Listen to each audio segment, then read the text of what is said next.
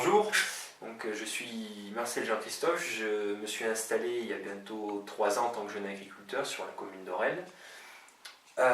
Aujourd'hui, l'agriculture a une fonction de production, mais pas seulement. Elle remplit aussi un certain nombre de services non marchands qui est naturel pour un paysan. Je parle de l'entretien du paysage, des chemins, des fossés, des abords des cultures et des villages. Aujourd'hui, il faudrait identifier et quantifier tout cela.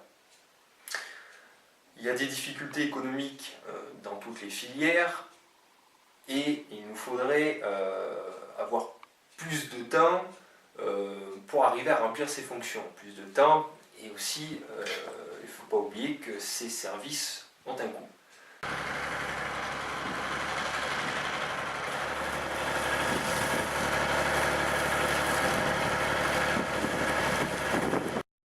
Voilà, je m'appelle Thierry Crouzet, je suis éleveur de chèvres à Rocobo-Jansac, en Cap-Près-en-Laye. Notre activité de production n'est pas la seule constante dans notre activité. Nous avons aussi un rôle d'entretien des fossés, des talus et compagnie. Et donc l'hiver, nous passons pas mal de temps à ces activités pour l'intérêt de tous. Effectivement, là vous avez un chemin communal.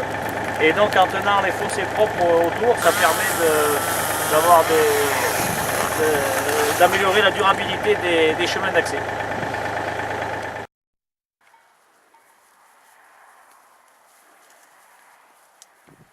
Nous voici maintenant sur la commune de Barnave, donc une commune viticole, vous le voyez, avec des vignes bien entretenues sur leur pourtour et au sein des parcelles.